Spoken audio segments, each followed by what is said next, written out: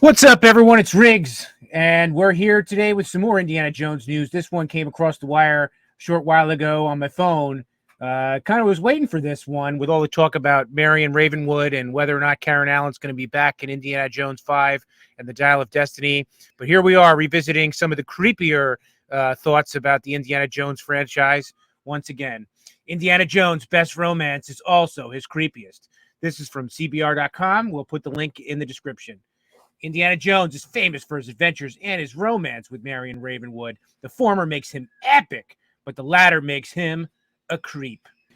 Indiana Jones is known for many things, such as punching Nazis and saving the world. He's also known for his tumultuous relationship with a woman named Marion Ravenwood.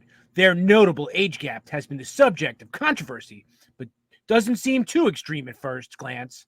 Unfortunately for fans of the beloved Indiana Jones films, looking a little deeper into the history of their relationship reveals something disgusting. Arguably, the best and most prominent Indiana Jones love interest is Marion Ravenwood. She's the daughter of a renowned archaeologist and treasure hunter named Abner. Of course, he works in the same field as the one and only Dr. Jones. He's not the one and only Dr. Jones. Indy's father, Henry Jones Sr., was also working in the same field.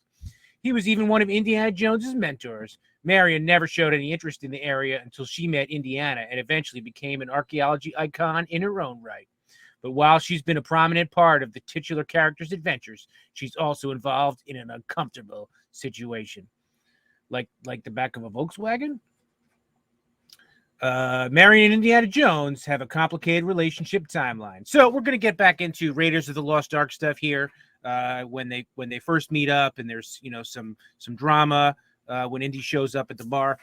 Marion and Indy never had the simplest relationship. They met in 1925 while she and Abner were watching the Ark of the Covenant. Unfortunately for Abner, Indy wooed Marion, so in 1925 isn't just the beginning of their professional relationship, it's where their romance begins. After about a decade, Marion is met with the return of Indy. One can assume that the years between 1925 and 1936 had little to no interaction between the two. Indy essentially ghosted her, while their adventures took them in different directions, but also in the same direction.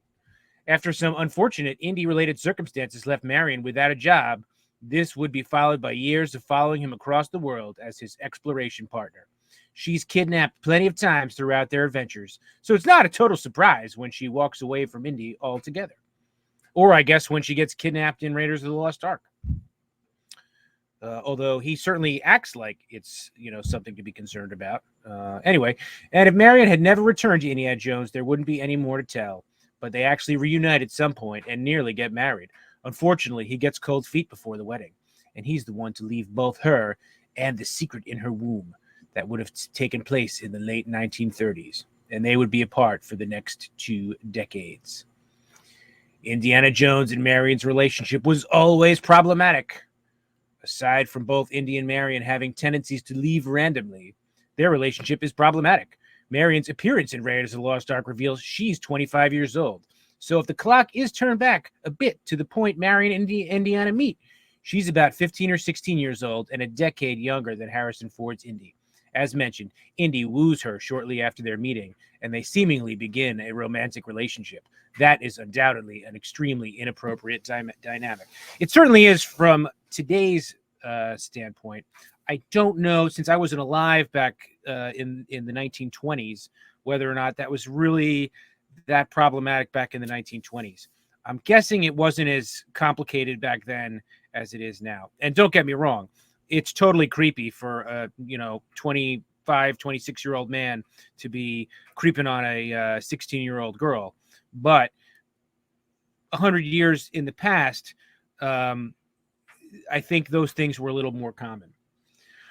While some fans of Indy may argue that he was unaware, the script points to the opposite. For starters, he knew that Marion was the young daughter of his former mentor. Yeah, okay, so he had access to a young woman via his contact with the mentor. That's creepy.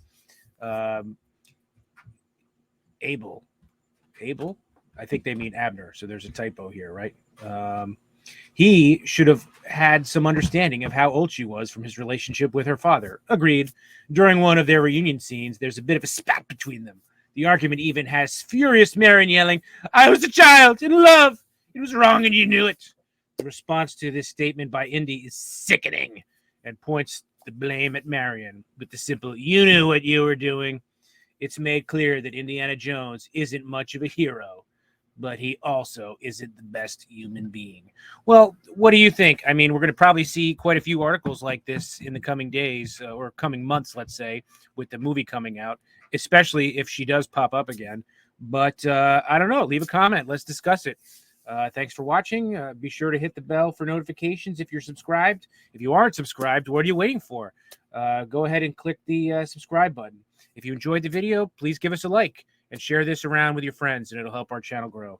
Thanks, and we'll see you next time.